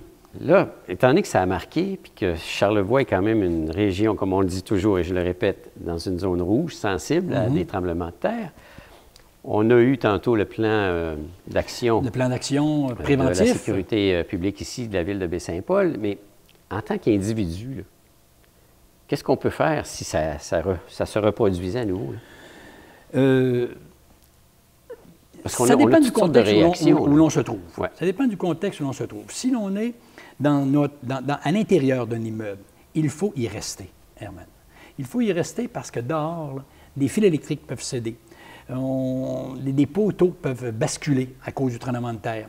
Alors que dans l'immeuble, il faut bien sûr se protéger, mais il faut rester à l'intérieur du bâtiment. Puis attendre que des consignes, si on est dans un bâtiment public surtout, là, attendre que des consignes nous soient fournies pour évacuer l'immeuble. Savoir d'abord si on peut sortir. OK? Et si on est dans notre maison privée, à soi, chez soi, la première place qu'il faut aller, c'est aller se protéger, la tête idéalement, ou tout le corps, sous une table. Longtemps, on avait la croyance selon laquelle il fallait qu'on se cache ou qu'on se camoufle dans un cadre de porte. Ouais. C'est moins vrai aujourd'hui, parce qu'il apparaît que ce n'est pas si solide que ça, et ça peut se céder sous le poids, sous l'effet d'un tremblement de terre. Alors, lors d'un tremblement de terre, là, ce qui tue les gens, je l'ai dit tout à l'heure dans un propos, c'est les objets qui tombent. Ce n'est pas le tremblement de terre lui-même. Okay? Alors, tout ce qui est assez haut dans une pièce, un mobilier de 6 pieds de haut, 6 pieds ou 7 pieds, au-dessus duquel il y a un vase gros comme ça, Herman, en porcelaine. Et lors d'un tremblement de terre, le meuble vacille et fait tomber le vase. C'est le vase qui va me frapper et me blesser la tête. OK? Et ce n'est pas le tremblement de terre en lui-même. C'est la bibliothèque qui va basculer. La maison comme telle ici s'effondre. Voilà, la maison ne s'effondrera pas parce qu'elle est bâtie selon le code du bâtiment. Elle est solide, les murs sont capables d'en prendre du mouvement, à moins que ce soit un tremblement de terre de neuf. Là. On le sait, il n'y a plus rien qui tient nulle part. Mais un 6, 7, ça résiste très bien. Là, c'est des objets qui tombent. Alors, il faut que les objets qui sont assez hauts soient attachés contre quelque chose, contre le mur, pour ne pas basculer pendant les secousses. C'est assez rare. C'est assez rare, mais ça peut arriver. Ouais. Un chauffe-eau, par exemple. On sait qu'un chauffe-eau, quand il est rempli d'eau, hein, ça fait, c'est très lourd, d'une part. Alors, s'il bascule, il peut, faire des dommages d'eau majeurs, mais aussi blesser des gens, peu importe, ça peut être dangereux. Alors, il faut attacher son chauffe-eau contre le mur de manière à ce qu'il ne bascule pas. Et en cas de séisme majeur, il peut représenter une source d'eau potable pendant quelques jours, au cas où que les conduites d'aqueduc de la ville soient brisées, ne fonctionnent pas. On a une réserve d'eau potable dans le chauffe-eau, alors que les robinets, eux, ne fonctionnent plus. Qui sait? Mais on parle de prévention. Et moi, le point sur lequel j'insiste beaucoup, Herman, et ça, je m'adresse beaucoup à vous à la maison, c'est que les secousses peuvent survenir la nuit. Surviennent et peuvent survenir, on le sait en 89. En 88, pardon, le 23 novembre, 4h15 de la nuit, le tremblement de terre de 4,5 s'est fait sentir, je le disais tantôt. Si à la tête de notre lit, on a des trophées sur une tablette, si on a un beau cadre d'un artiste, d'une belle œuvre d'un artiste qu'on aime beaucoup, qui est là, cède lors des secousses et que nous, on est couché juste en contrebas, c'est le cadre qui va venir blesser la personne, voire malheureusement tuer des gens. On parle d'objets qui tombent. Alors, à la tête d'un lit, il faut avoir soit des choses décoratives légères, mais qui ne puissent pas représenter des épées de Damoclès. Ouais. Tu sais, des trophées de quilles ou de baseball ou n'importe quoi à la tête d'un lit, s'il bascule, la petite main du trophée, là, imagine-toi l'accélération en chute libre. Ça peut être dangereux. C'est une affaire de de 3 livres peut en peser 5, 2 mètres plus bas. Ouais. Mais si on est déjà à l'extérieur quand ça arrive? Si on est sur la route, évidemment, des fois, on n'a presque même pas connaissance. On a comme l'impression d'avoir heurté, je ne vois pas, une bosse sur la route ou autre, parce que c'est le pneu de l'automobile ou du camion qui va absorber l'onde, parce qu'on est sur un coussin d'air, en quelque sorte, c'est sûr. Et là, si on est piéton, bien sûr, la chose qu'il faut éviter, même en automobile, jamais s'immobiliser sous un viaduc. Ouais. Non, il y en a qui pensent que sous le viaduc, ils se protègent. Mais si le viaduc cède, là, tu es en dessous. C'est du béton en plus. C'est du béton, là. Ouais. Ça peut céder. Et donc, si on est sur le trottoir, quelque part dans la rue, n'importe où, ce qu'il faut, ne pas avoir de fil électrique, fuir les fils électriques au-dessus de nous. Mais si on est dans un champ très vaste, derrière la polyvalente, ici, exemple, en train de prendre une marche, il n'y a rien qui puisse nous percuter, il n'y a aucun problème possible. Il n'y a rien qui puisse nous arriver. Mais dans les rues, éviter, en tout cas se tasser le plus possible, d'être sous les fils électriques. C'est ça. Donc, c'est d'avoir le réflexe. Le réflexe. Mais on ne sait pas comment on peut réagir. C'est là. Il y en a qui paniquent. Il n'a aucune espèce d'idée comment on peut réagir. Même dans des centres de simulation de tremblement de terre, c'est un centre de simulation, les gens prennent panique. Pourtant, ils savent qu'ils sont dans un centre de simulation. Puis il y a des gens qui prennent panique. Imagine-toi quand c'est vrai. Nul ne peut dire comment moi je vais réagir, tu le sais, rendu dessus. C'est ça la subtilité. Tu sais, quand au début de notre propos, je te disais, à bord d'un avion, il y a un problème, je sais comment je vais réagir, regarde, je m'en vais vers là. On a un certain laps de temps. On a un laps de temps. Mais là, tu n'as pas de laps de temps. On est en train de causer, toi et moi, la Terre se met à vibrer, on fait quoi? Là. Là. Puis là, c'est dans la seconde qui suit. Qu'est-ce que je fais? Je cours par là. Alors, on ne sait pas trop comment on peut réagir.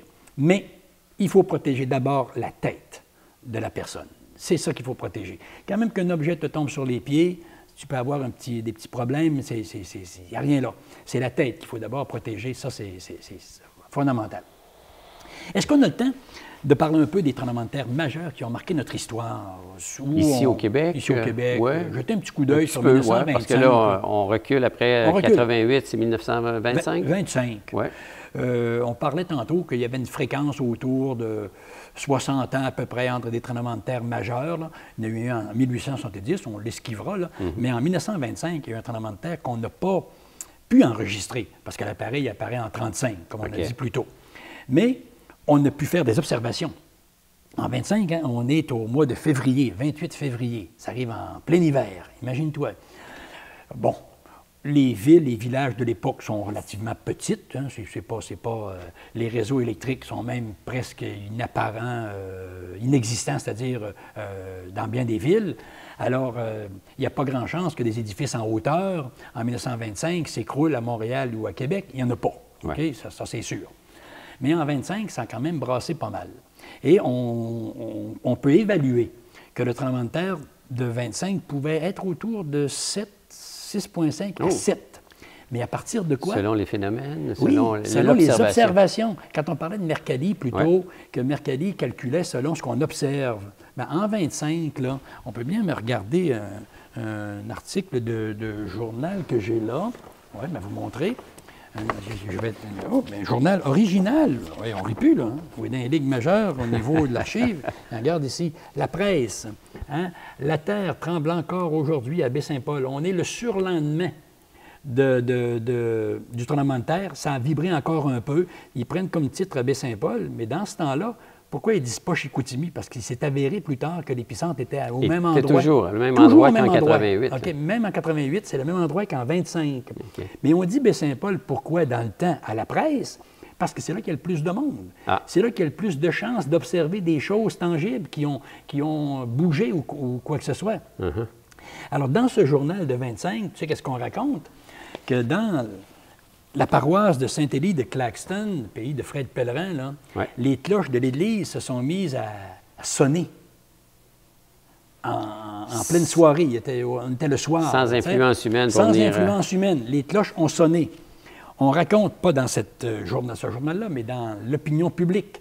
À l'époque, j'ai entendu dire par des personnes que devant l'église de Baie-Saint-Paul, une statue qui se trouvait dans une niche centrale devant l'église de Baie-Saint-Paul et qui regardait par devant, s'est tourné vers le fleuve. A changé son pivot, son champ de vision. sur son axe vertical. A changé son champ de vision. Donc, a fait un 90 degrés ou presque. Donc, ça permet de mesurer l'intensité. On peut dire qu'à partir de ça, si on a nos instruments aujourd'hui, ça prend quelle magnitude pour arriver à ça? Donc, on dit 6,5, peut-être 7, on évalue environ que ça pourrait être ça, en 25. Alors, c'est un tremblement de terre qui, a laissé ses effets là, assez majeurs quand même. Assez majeurs, mais pas de mort. Pas de perte de vie, Pas de perte de vie. Parce qu'il n'y a rien qui puisse vraiment s'écrouler. On a des petites maisons, un étage, en pièce sur pièce. Il n'y a pas de maison moderne encore dans le décor. Alors, des maisons résistent relativement bien. Et puis, voilà. Alors, et oui. Donc, 1925-1988, en principe, potentiellement, il pourrait en avoir un autre dans les années à venir. Bon, les Jean-Yves Chagnon, peut-être, peuvent prévoir que c'est lui qui a amené la séquence, là, qui a évoqué la séquence d'à peu près les 60 ans. Il pourrait y avoir encore un tremblement de terre. Alors, ça laisse prévoir, donc, 2045, 48, dans ces plages-là. Bon. Bon, mais aujourd'hui, grâce à toi, on en sait un peu plus sur le phénomène des tremblements de terre et aussi comment réagir si, effectivement, on en vivait un autre. Là. Tu sais qu'en 1663, Herman, un dernier mot, si le temps nous le permet, dans les relations des Jésuites, il y a eu un grand tremblement de terre. C'est le premier dont on parle dans l'histoire canadienne. Tu sais. Il y en a question dans les relations de Cartier en 1535, lors de son deuxième voyage. Il parle d'un tremblement de terre, mais on n'a pas beaucoup d'informations qui nous est fournies dans ces relations, parce qu'il est sur l'eau, il est sur le fleuve. Puis il a entendu dire par les Indiens qu'il y aurait eu, la terre avait bougé. Mais il n'y a rien de tangible. Mais il y aurait eu un tremblement de terre en 1535 lorsque Cartier s'amène sur l'île aux Coudres, okay, en face de Baie-Saint-Paul. Mais un peu plus loin, en 1663, on enregistre le premier là, dans l'histoire qui est bien relaté. Et les Jésuites, dans ce livre-là, il y a des pages qui parlent de ce grand tremble-terre. Tremble-terre. Okay. Tremble-terre, qui a eu lieu au mois de février, le 4 février 1663, encore en hiver. Okay? Encore en hiver. On sent que novembre, février, ou des périodes froides, en tout cas. Et tu sais qu'est-ce qu'on raconte là-dedans? C'est qu'ils disent à cette page-ci, près de la baie dite de Saint-Paul, hein, il y a une petite montagne qui s'est, c'est en vieux français, OK, je traduis vite, là, qui s'est abîmée dans la mer et d'où il en est sorti une îlette. L'île aux Coudes, présomptivement, hein, qu'on nous raconte ici. Mais oui, en 1663, c'est l'Apocalypse, la montagne qui s'écroule comme ça et qui va sortir dans le fleuve une île. Alors, c'est les éboulements hein, qu'on relate ici. Et là, ça forme le matériau arraché à la montagne, ça va former l'île aux Coudes. Mais non, elle est là en 1535, quand Jacques Cartier vient. Donc, en 1663, il ne pouvait pas y avoir la formation de l'île aux Coudes. On voit qu'il y a un peu, d'extravagance dans les propos. Ça a été relaté par les Amérindiens. Les Jésuites n'ont pas visualisé ça d'eux-mêmes.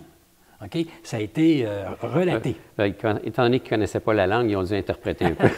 Alors, puis en plus que l'île aux Coudes n'appartient même pas au plateau laurentien, mais bien aux Appalaches. Et voilà. Donc, c'est la rive sud de l'une des rives. C'est la faille de Logan qui passe dans le Saint-Laurent qui fait la démarcation entre les deux parties, entre le massif appalachien et le plateau laurentien. La faille de Logan peut être associée au tremblement de terre aussi, remarque, parce que c'est une faille, mais elle démarque les deux zones géologiques, tout simplement, entre les Appalaches et le plateau laurentien. Et en plus, on raconte là-dedans qu'à la baie Saint-Paul, les branches des arbres sont allées prendre la place des racines. Oh! Qu'est-ce à dire? Le phénomène de tantôt? Oui. Le vertical? C'est que la vallée de Baie-Saint-Paul, tout comme celle de la Malbaie, a des versants légèrement inclinés, comme 45 degrés ou environ. Et dans le secteur du chemin Saint-Laurent, plantés de pins, de beaux gros arbres, des arbres sont sur le flanc du versant, OK? Alors, que doit-il se passer pour que les branches des arbres aillent prendre la place des racines? C'est que lors du tremblement de terre, liquéfaction des sols, glissement de terrain, les arbres glissent comme ça, ils vont se coucher carrément dans le fond de la rivière, de la baie, pardon, dans le fond des... Et effectivement, quand on fait des fouilles d'excavation dans un certain secteur, dans le coin de la Goudonnerie, dans le Raz-Saint-Laurent, on retrouve des pins parfaitement sains. J'en ai moi-même extirpé des fragments, là, des segments d'arbres qui sont couchés à l'horizontale sous 2 mètres de sol. Ah. Et d'ailleurs, à certains endroits, sur les rives de la rivière, quand on arpente les rives, on peut voir sortir dans les écarts des troncs de pin rouge, notamment. Du temps. Du temps. Eh ben. Qui date des relations des Jésuites relatées dans cet ouvrage-ci. Toujours intéressant d'en apprendre. Aïe, aïe, aïe. Bien, Rosaire, je te remercie beaucoup de nous avoir éclairé sur le phénomène des tremblements de terre. On en sait un peu plus que j'en savais, donc je vais me coucher moins intelligent ou plus intelligent ce soir, quoi. Ce qu'on veut faire par ça, l'objectif premier, c'est d'abord de rassurer les gens, de savoir qu'on ne peut pas prédire des tremblements de terre. Okay? Notre dame, là, okay? Elle peut pas. Faisons-nous pas des peurs avec ça, là, je le dis aux gens qui nous écoutent, Herman, et qu'il faut surtout être bien préparé. Quelqu'un qui est bien préparé pour faire une chose, là, hein, la résultante au bout, voilà. C'est comme un athlète. Ouais. S'il est bien préparé, le résultat est là. C'est dans l'improvisation. C'est notre degré de préparation qui détermine s'il y aura des morts ou non, des blessés ou non, lors d'une catastrophe majeure, quelle que soit la catastrophe. Et moi, je redis encore, et je plante un deuxième clou sur ce qui peut être accroché à la tête de nos lits lorsque nous dormons. C'est fondamental. C'est mon dernier mot pour dire aux gens, attention à ça. Le message a été très bien transmis, je pense. Je vois déjà se décrocher des tableaux. Merci beaucoup, Rosaire. Un peu plaisir. Salut tout le monde.